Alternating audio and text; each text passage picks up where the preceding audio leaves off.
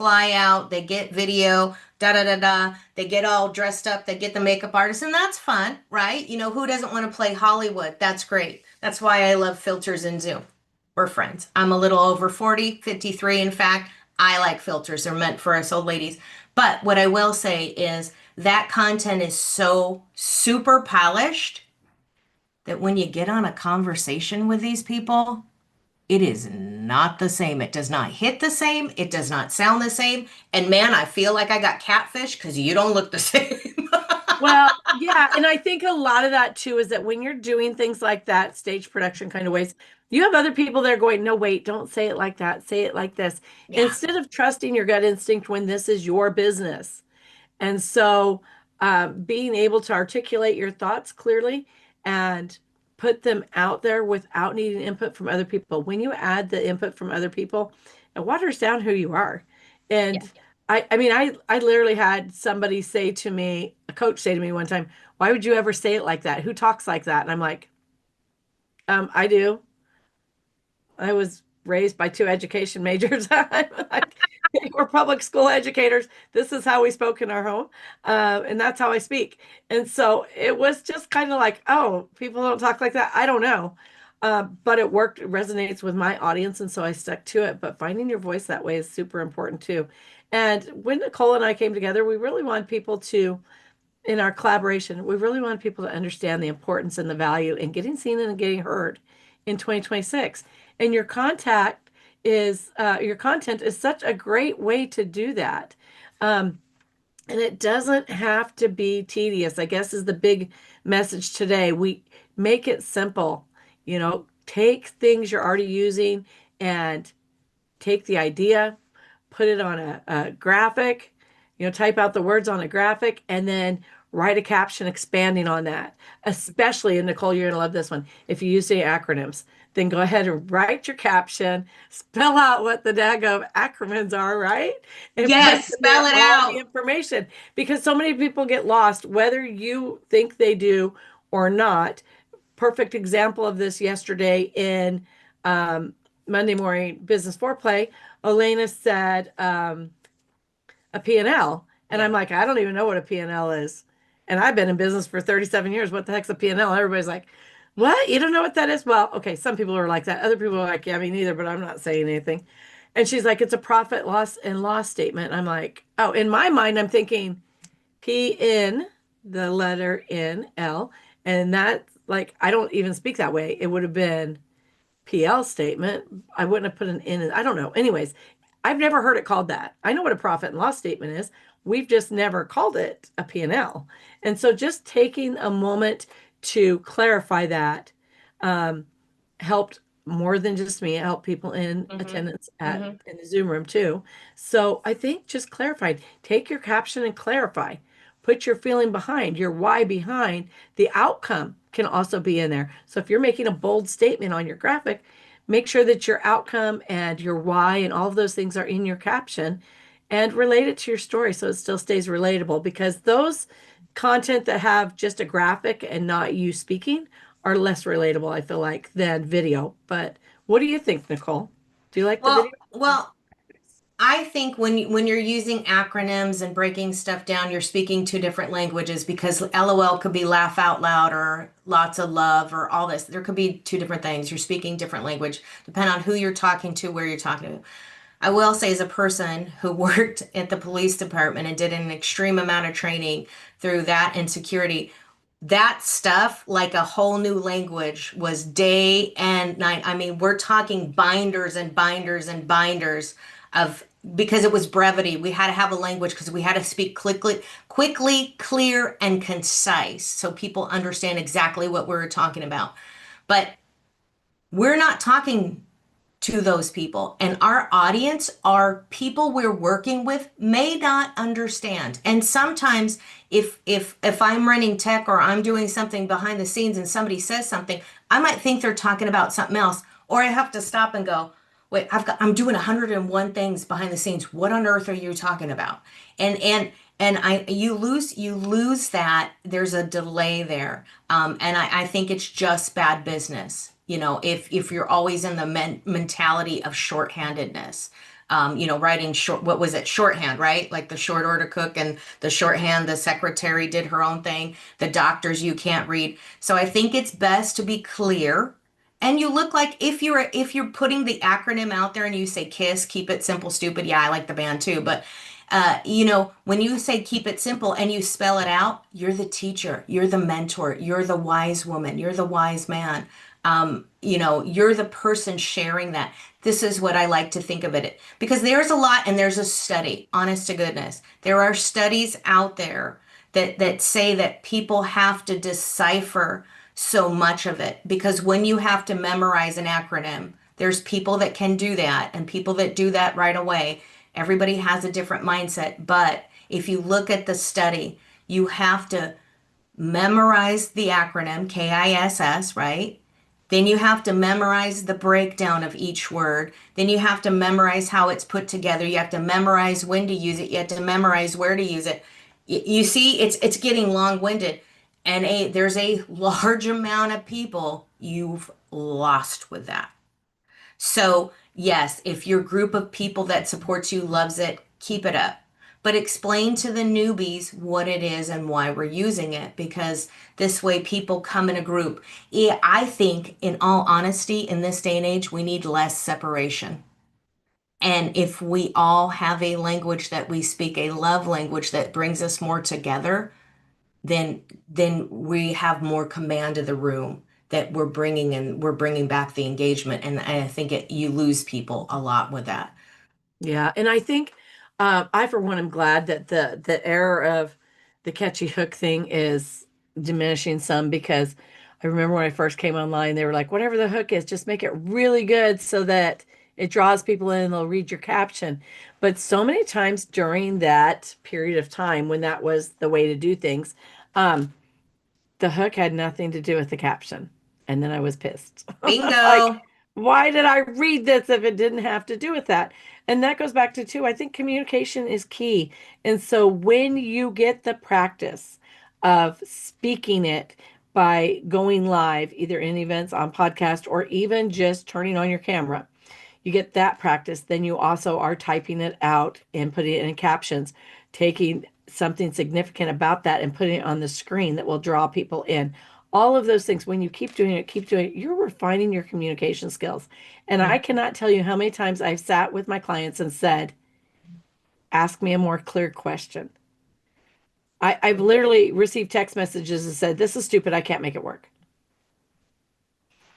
Hi, I have no idea what you're talking about. Like I literally was just deep diving in this and doing something totally different. My mind is not where your mind is. So be specific, give me some clarity and really articulate what you want to say. Um, People don't want to waste time. They don't want to waste time deciphering your love language or your how you're speaking. It needs to be clearly articulated. And so a lot of times and that also comes back into saying it many different ways, the same thing many different ways, and you get to be a pro at that, right? Because not everybody hears things the same way. And I do say to people, and mostly the little people in my life, I'm like, okay, tell that back to me. What did Grammy want? Tell back to me what you're supposed to go do.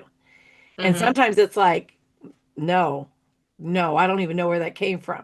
And so that tells me I need to be more clear on my end or more on their level or something like that. But that also opens content doors, right? The more times you can repeat it in different ways, the more content you have, it's easier to do and you're not having to post like all the time. Say the same thing 10 different ways, schedule it out 3 days apart for the next 30 days, whatever, but you're saying the same thing over and over in a different way. You're hitting a broader audience because of how they understand what you're saying, but also then you don't have to worry about it. And it can just be something you pulled off of one of your clips. Yeah, absolutely. I think it's also training your brain on really laser focusing what you're saying very clearly. And yes, some of those taglines can be fun, but if it's not a tagline you use and you don't even really understand and you can't comprehend, and if you can't regurgitate it, and you're like, I really don't know. Like if you watch people interviewing, sometimes I go through like news clips because I want to see like what are people asking as questions, how are people responding to it. I want to see the reaction on there. And people look at like, I don't get you. I don't know what you just said or what you're talking about. It's a communication thing, and we're so worried about being cool and in the moment and that we're developing our own language. It's just you're leaving people out. You're not coding for MS-DOS. So, I mean, there's a language that you have to program there. You don't have to break it down that way, but you do have to realize that are you talking to your audience? And you know what? I'm going to say in networking, don't get offended when people ask you a question. When you're on stage and you're getting interviewed as a guest, don't get offended if it's not a gotcha question. You can always politely ask the host, hey, can you reframe that just a little bit? I'm not sure if I picked that up. Yeah, maybe it wasn't quite clear to me. I'm not Yeah, exactly sure what you're looking that's for in an okay. answer. That's Can you okay. reframe that? I had somebody say that we were recording a podcast and I know he has a large group of people and he did ask me for clarity and went, oh, what did I say?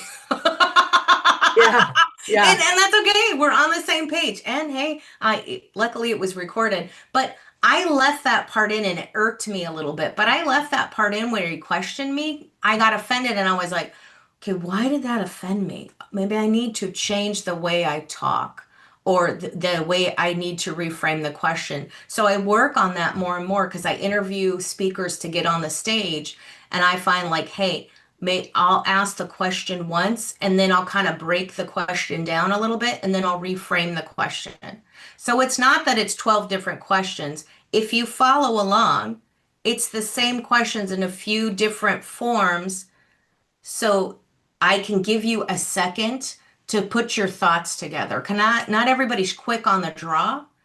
And they're not gotcha questions. They're really about people's business and how it reflects their clients. It's the same thing I talk about here every day.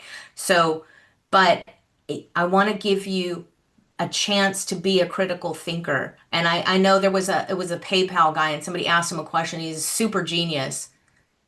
I don't think it was Samuel. Who was a guy? I can't remember. But they had asked the gentleman they had asked him a question on a show, and he is super intelligent. So you can see that he's framing the question in his mind. Elon Musk does this a lot. You'll see Lex Friedman do that, even when he's talking. And a lot of these super geniuses, we're talking coders, people who create AI, do all this stuff, super genius people, and they look and they're not lying, but if you look at their physicality and the way that they're sitting, you know that they're thinking, they're processing. So give people that second. They don't have to answer immediately. They shouldn't take 10 minutes and go through Google to answer it or pull out Encyclopedia Britannica series, but you are live, so you should give some type of answer. And then as you're answering, more will come to you. So it's a process, but you do want to let people kind of understand where you're going with the question if they can't answer it immediately. And so let's just reiterate these, building you can actually build authority without posting nonstop. And the way to that is being consistent. So you can schedule things so that you're consistent. You can, when you have a brilliant thought or read something brilliant, come across something brilliant, just share that. And then realize that teaching builds trust. And because we are in a trust deficit, that is super important. Everybody talks about value and giving value, give value. And I think so many people wait until they're behind closed doors to actually start giving value. And what that does is it keeps people from coming behind the closed doors. So, what if you gave value, if you had little teaching moments via Yeah. podcast or via clips that you make, little teaching moments that you're posting consistently that builds trust, right? And because they are consistent, the visibility is reinforcing your authority in your niche, right? Yeah. And of course, you're going to use your systems. That's going to compound your authority because you use your systems to schedule posting, right? It Hmm. doesn't matter if you're just scheduling right here inside of LinkedIn or inside of a platform like that, or if you're using another tool to do that. The thing is that authority comes from consistency. Teaching It builds does. trust. Visibility reinforces your authority. And your systems compound that authority because they keep the consistency up. And so we want to make sure that those are the things that we keep doing. It's hard. It's so hard to hear yourself over and over.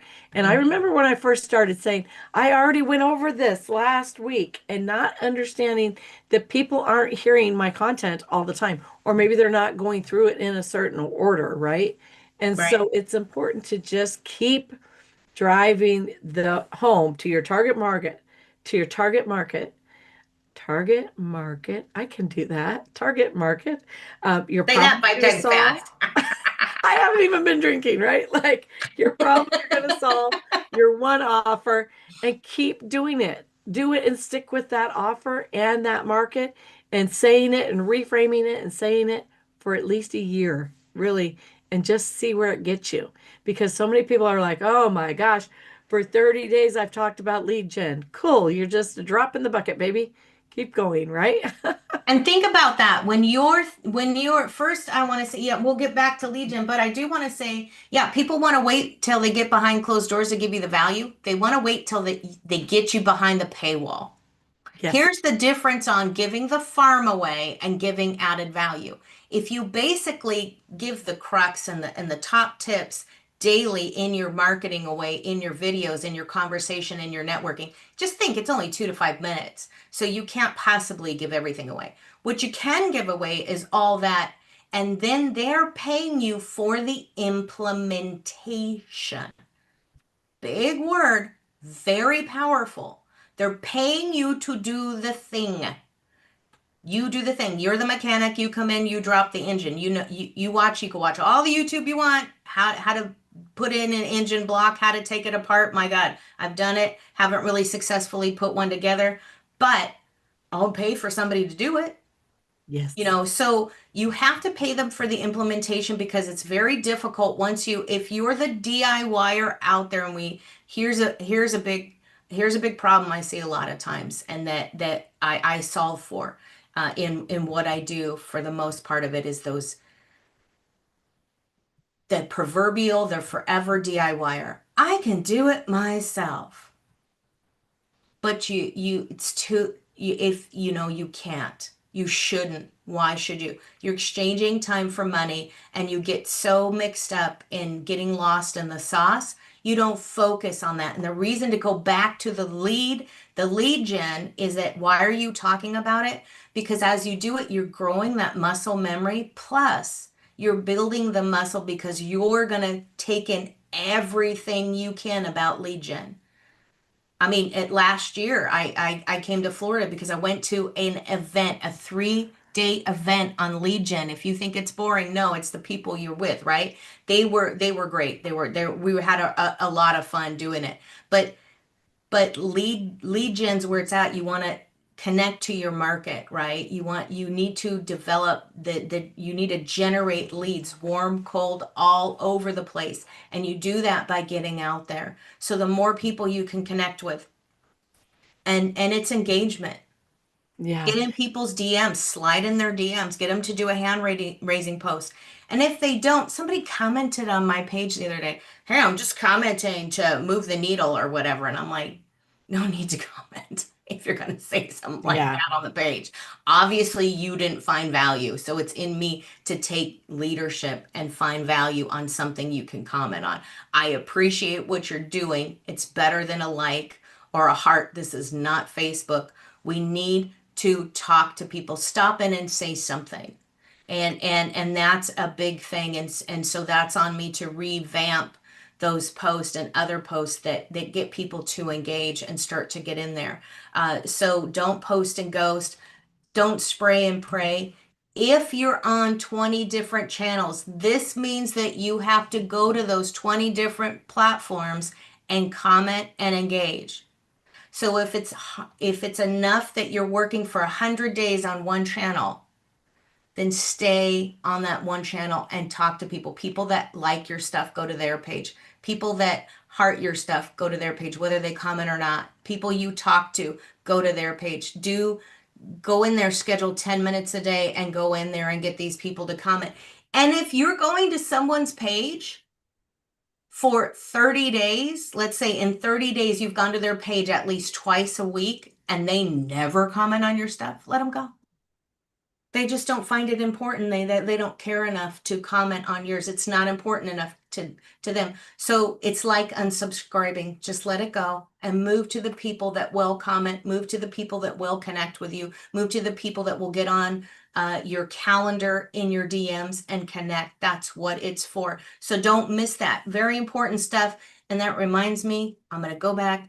Remember, we have Voice Labs so you can engage, and it's near and dear to our heart. And the reason it's there is because we want to get rid of this trust recession, and we want people to think, have a thought. We've got workshops in there, we've got networking in there, we've got podcast in there. It's all about education. We're giving the farm away. If you want to be a speaker on the stages, you can get the Voice Lab and you can upgrade. You can upgrade to premium and VIP. You can speak on all the stages if they fit you. You can be a sponsor if you don't feel that you're an author and don't want to speak on that event, but you want to attend the event and you joined Voice Lab, get a commercial, get on a podcast. So we'll exchange with you. It's all about visibility. So we want to support you. We give as much as we can away in the time that we have, and other things do take time, but we want to exchange that. There's room for collaborations. We've got master classes coming up in March.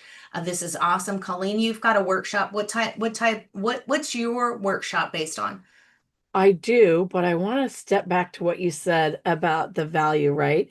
There, people feel empowered when they know what to do and why to do it. And so when you're teaching in your content, it's so important that you deliver that value.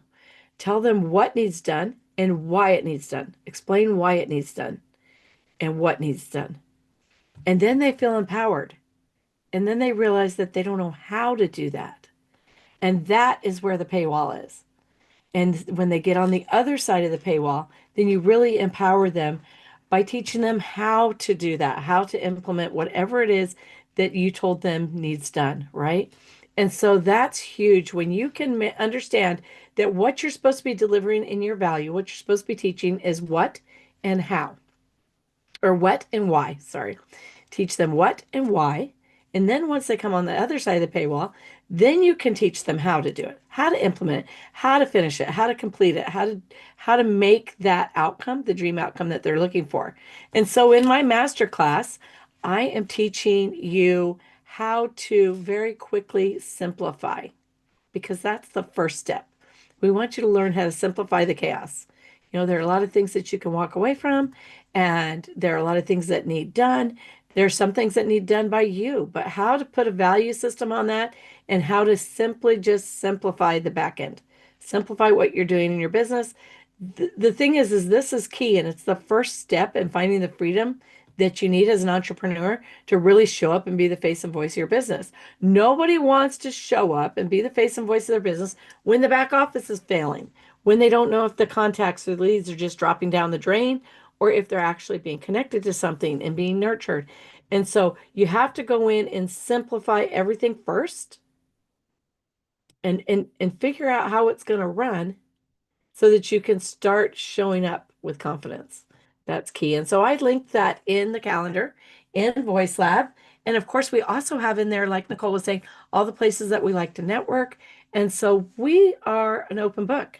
And if you will let us know that you're going to go to one of the networking events that we attend, and these, I'm not just talking about our networking events, I mean other people's events that we go to because we support a lot of people. If you'll let us know specifically that you're going at this day or time, we'll make sure that one of us will be there with you. So you're not showing up alone in that room, but rather you have a little bit of cushion and confidence with you in your back pocket, right? Yeah, you got support. So about your workshop, because you got a workshop coming up, Yeah. because I know you're teaching people some good Yeah, stuff and we really are. doing a And lot so of that is one-on-one. the I don't know why I'm losing things here. That is the first step is simplify, and that is what we're going to go over in there. And there are so many different ways of actually doing that, but we're going to get you on the right path so that the chaos is cleared. That's the first thing is to figure out how to really clear that chaos. And so we're going to talk about simplification and really the strategies that we can put in place with that. Um, I think that that's So that's you just, called it 3 steps from chaos to clarity for midlife entrepreneurs, right? Is that the yep, one? yep, 12 p.m. Eastern, March 25th. That is on our calendar. yep. And we're going to reduce overwhelm and create calm control in your business. And that brings the confidence, right? Like, so if you're feeling overwhelmed, scattered, or even just stuck, the workshop is set to teach you how to simplify, automate, delegate so that nothing falls through the crack. And really what we want is for your business to support your life. So many entrepreneurs have that backwards, Nicole. They are working, working, working, working so they can financially afford their life, but they're not building a life for themselves, right? Because they're sitting Exactly. behind a desk. And Exactly. who I cannot remember for the life of me who I was listening to the other day that said they went through their list of things, may have been Hermosi, that they were doing and decided which ones weren't necessary and just quit doing them. Yeah. Yeah, And I think he talked about that recently. He talks about that like if you feel like you can never go away on your vacation and actually be away, even oh if you've my God, automated Nicole, I and can't believe delegated. Yeah. that is, let me tell you, just a real quick closeout thing here. Um, when I owned Front Porch Whimsy, um, my son had flown to Florida to visit his grandparents and was in a horrible car accident, was put in ICU. And guess what I had to do? I had to lock the doors on my business so that I could catch a plane to Florida. And there's your sign, right? Like I wouldn't have to do that today Right. because I've learned to automate, delegate, and have things in place. But I literally had to lock the doors to walk away. And that's a sign that you're a bottleneck in your business, right? Yeah, because you don't have somebody like a supervisor or manager that can run the site for you and Yeah. manage that. There should always be one down that can take over. And it's funny to me because my business was always super elevated, always an emergency, and we're always triaging. So the fact that people are so married to it's so important. Where's the emergency? I mean, and you live that, right? That's an Right. actual the world. God is saying, hey, this is an actual emergency. You Yeah. think you're really important? Do you really? I'm going to show you. Here's your sign, right? Yeah. So I look at it that way, and all these people, I've got to do this and I have to do that. Why? Why? It goes back to the DIY, right? We're holding the controls so rampant that we don't allow somebody to come in. But that doesn't mean look at those people who are going to come and sneak up behind you and stab you in your back and try to take accounts over on you. That's a different story. We're not talking about that. We are talking about learn to trust and build good relationships. That's why we're saying go back to the voice lab. That's why Yeah, we're and saying speaking of good connect in there. relationships, I'm pretty sure Nicole covered my butt the last 2 weeks, and this just shows you how being able to work with somebody in collaboration, somebody that takes their business as serious as you do. Because when I was sick, Nicole flew with it. I didn't worry about it. I actually didn't even think about it. I actually just slept through it, Good. Yeah. which is good. And what a blessing to be able to do that. But once again, that goes back to simplifying your business, but also fortifying your back end, right? You want to make sure that you've done that. So this has been fun, Nicole.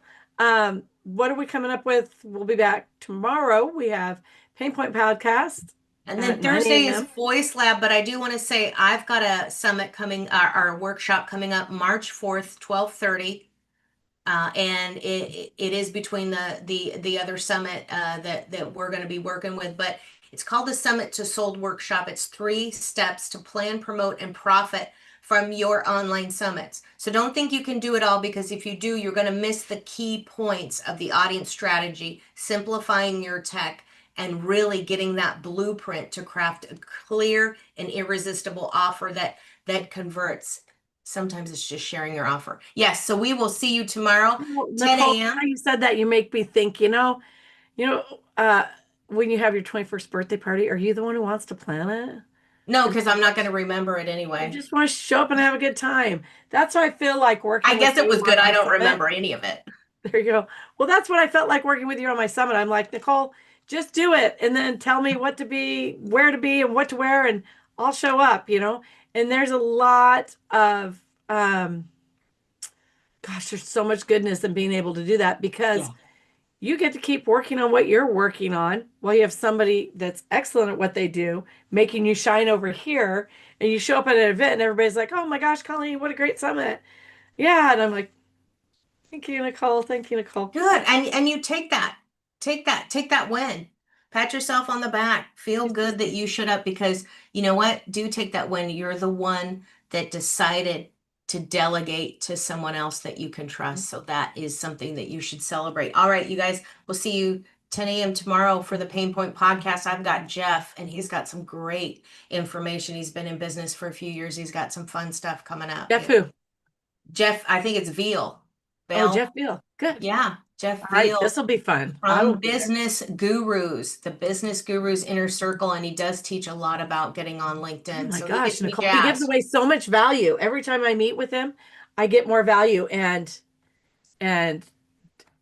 like I said yesterday when we're having a conversation about him or with him, I guess, I feel like every time I go to a meeting with him, it's like walking into a business mall, right? There's Mm. all these little spots of different business things. He knows everything about all these little things, and he is an open book. If you need some value in your business, make sure you are at Pain Point Podcast tomorrow at 10 a.m. Eastern Standard Time. Yep, and we'll see you. All right, guys, have a great day. We are going out. We will see you. Bye-bye. Bye-bye. Let me get this off of here. Ta-ta.